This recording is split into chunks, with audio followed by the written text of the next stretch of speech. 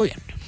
Uno de los cambios que elige hacer el gobierno el día de hoy, coincidencia o aprovechar de que la contingencia está en otro lado, pero no sé si a ti te llamó la atención, Mauricio Morales, que a 2 meses de que termine el gobierno se cambia el jefe de asesores del segundo piso. Esta es una noticia súper periodística, súper política, pero algo de atención llama, ¿no? Sí, es muy curioso, Mati. Bueno, en un mismo día ya conocemos 2 salidas. Eso significa que el gobierno no está presentando resistencia frente a la polémica de asesores, de ministros, o en este caso de embajadores, en comparación como lo hizo al inicio de su administración. El gobierno está ya soltando de manera mucho más rápida todos los problemas que le pueden explotar en la cara. El caso de la embajadora es muy claro al respecto. Bueno, la Cancillería tiene muchísimo trabajo adicional y no tiene tiempo para preocuparse de una embajadora que emite ese tipo de declaraciones. La Cancillería está muy estresada por la situación que está atravesando Venezuela, y me imagino que en eso se va a concentrar de aquí en adelante, y tener un conflicto con una embajadora no era lo más razonable, y por eso el presidente decide retirarla del cargo, sin perjuicio de que programáticamente el presidente y la Constitución, como ustedes señalaban, del año 2022, o la propuesta constitucional, hablaba de autonomía. No sé si era el concepto de autodeterminación exactamente, pero sí se refería a autonomía, que suenan muy parecidos. No estamos hablando de secesión, pero sí del concepto de autonomía. El gobierno quiso salir rápido de esto y pensó que le podía generar un problema más grande con la oposición, y ya lo resolvió. Lo segundo corresponde al asesor. Este es el gobierno quizás en que los asesores y los jefes de gabinete presidencial han dado más noticias. Generalmente esos cargos, precisamente uno de los objetivos que tienen es no dar noticia. Ellos generan la noticia a partir de lo que pueda decir el presidente de la República, pero en sí mismos esos asesores no forman parte de la agenda mediática, y no están diseñados esos cargos para generar alguna clase de noticia o polémica. Los asesores o los jefes de asesores de segundo piso, o los jefes de gabinete del presidente de la República, se van por 3 razones fundamentalmente. La primera es si cometieron algún error extremadamente grave. La segunda es si es que el presidente, habiendo cometido algún error, ese jefe de gabinete o ese jefe de asesores lo saca para protegerlo.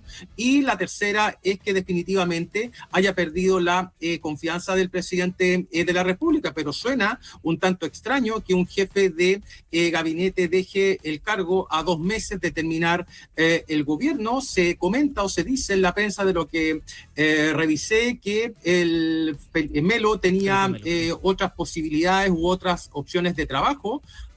Esa es una explicación quizás que no convence mucho. Otros lo vinculaban como el cerebro detrás de esta denominada ley de amarre. Yo nunca, pocas veces... ¿Perdón? Que empezó a discutirse hoy día en el Congreso, por lo demás. Sí, empezó a discutirse hoy día, claro. Yo por lo menos no tengo mucho recuerdo de que un jefe de asesores del segundo piso esté redactando alguna ley o que se le impute en el Congreso como el ideólogo de una determinada ley.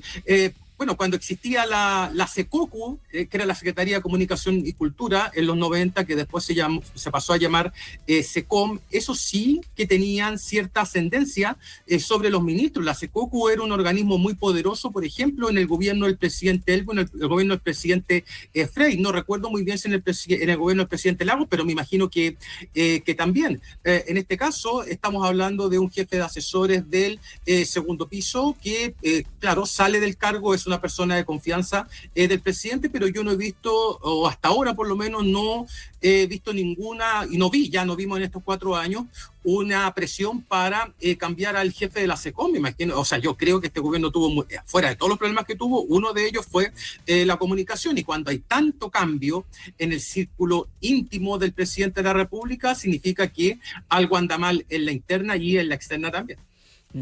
Ahora, la salida de Felipe Melo, Rodrigo Sánchez, que a todo esto, el saber o no quién es el jefe de asesor del segundo piso de la Moneda, me parece que es algo que llegó para quedarse. El que sí se sepa, sobre todo después del paso de Cristian Larroulet en el segundo gobierno de Sebastián Piñera. Cristian Larroulet fue apuntado múltiples veces por el mundo político en más de una ocasión para tratar de atacar al gobierno, asegurando que él era el ideólogo detrás de A, B o C estrategia. Siempre se lo apuntaba a él como la figura todo responsable de la estrategia de Piñera. El presidente La Sombra en algún minuto lo acusaban desde esa fuerza de oposición de ese entonces. Acá tuvimos el caso de Miguel Crispi, que fue, bueno, sabemos cómo terminó. Felipe Melo pasa un poquito más bajo el radar, pero termina siendo noticia por su salida. Y ahora en los últimos 2 meses de gobierno vuelve una figura que ya conocemos, para no decir nuevamente vieja conocida, porque me retaron, que es la de la ex ministra de Ciencias, Aysén Echeverry, que subrogó a la ministra Vallejo como vocera de gobierno durante mucho tiempo. Y qué increíble cómo una figura que era principalmente técnica y que venía del mundo más técnico, se ha ido transformando crecientemente en una figura política de la mano del presidente Boric. Y probablemente gracias a esa subrogancia cuando la ministra se fue de prenatal y postnatal, ¿no? Porque tuvo, parece, una buena evaluación política. Una excelente evaluación política, también comunicacional. Hay que destacar que Aysén Echeverry, para La Moneda, o al menos para el presidente de la República, cumple con todas las condiciones para ser una persona que articula, ya, que genera buenos nexos políticos, sin ser una persona puntualmente con una colectividad detrás. Ojo con eso, porque es bien interesante el fenómeno que ocurre con ella. Se le reconocen mucho sus habilidades blandas, su capacidad de diálogo, de escuchar a las personas, y además yo quiero que le pongamos ojo no solamente a el cargo que va a ocupar en estos últimos días de gobierno.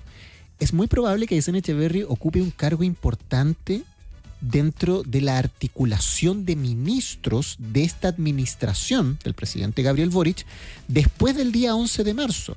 ¿Ya? Hoy en día no podemos hablar de la Fundación Boric todavía, ni que exista algún tipo de plataforma como tal, pero sí existe una intencionalidad de seguir trabajando, ¿ya?, en función de defender ciertos avances que se alcanzaron en este gobierno. Básicamente defender el legado. Defender el legado, exactamente. Y ahí Aysén Echeverry va a tener un rol muy importante porque eso ya se está conversando. O sea, no es algo que vaya a salir de la nada y que el día 11 de marzo vayamos a sorprender. No. Esto ya es un diálogo que se está dando entre algunos ministros, los más cercanos al presidente de la República, y Aysén Echeverry como una de las articuladoras principales de esos diálogos. También está Carlos Durán, también está el propio Pablo Paredes, ya, que ha sido cuestionado durante durante estos 4 años de administración por distintos casos, pero finalmente es el director de la SECOM único, que ha sobrevivido toda la administración Boric. La verdad y que un director, duro de matar. Y que un director de la SECOM sobrevive una administración completa también es un logro. Y no cualquier administración, o sea, la cantidad de errores comunicacionales que han cometido aquí ha sido... Sí. Ahora, ojo con esto, porque el modelo SECOM o el modelo de Secretaría de Comunicaciones de este gobierno es muy distinto al que existía con el gobierno del presidente Piñera, con el gobierno de la presidenta Bachelet, ¿ya?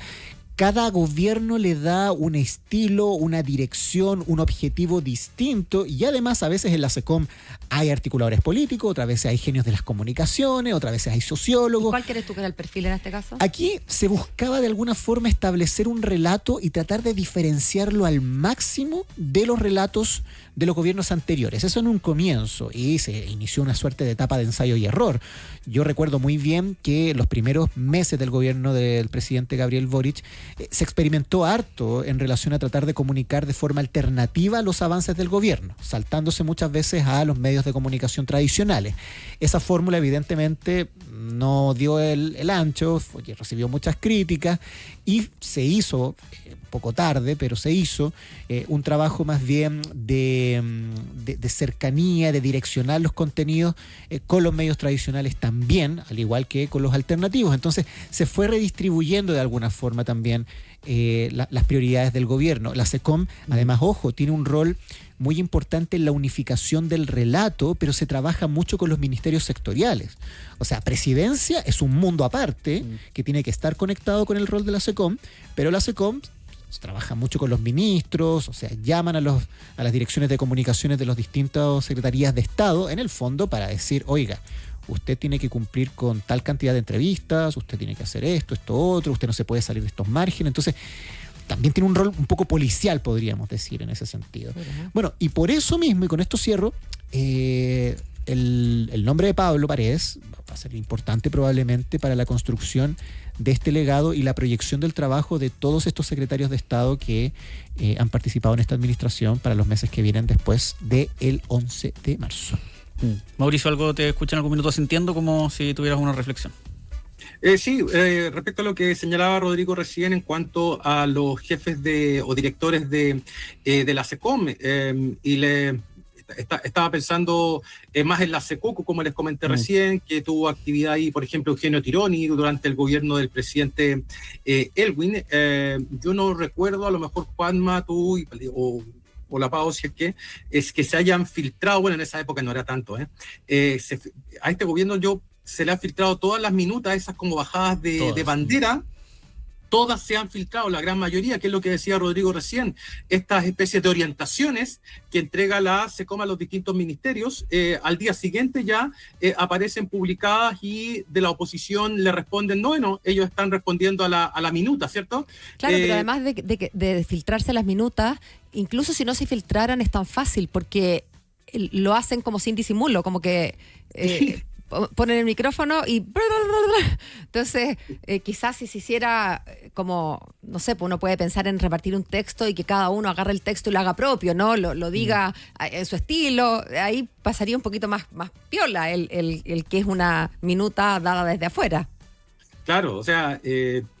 una de las misiones que tiene una SECOM o una SECOCO, como le quieran llamar, es precisamente el sigilo. O sea, ahí está la clave de cómo se ejercen las estrategias comunicacionales orientadas a cada uno de los ministerios. Esto no se trata de enviar un correo masivo a todos los ministros para dar la bajada de bandera frente a un determinado conflicto. Esto se hace de manera muy privada, muy sigilosa. Cuando la SECOM luce es porque no está haciendo necesariamente bien su trabajo. El mejor trabajo de la SECOM es cuando es un órgano que la gente no identifica, que ni siquiera los periodistas le toman mucho asunto, porque hace su trabajo con total silencio y con total prudencia. En este caso creo que no hemos visto una SECOM del todo prudente y mucho menos del todo sigilosa. Oye, Rodrigo.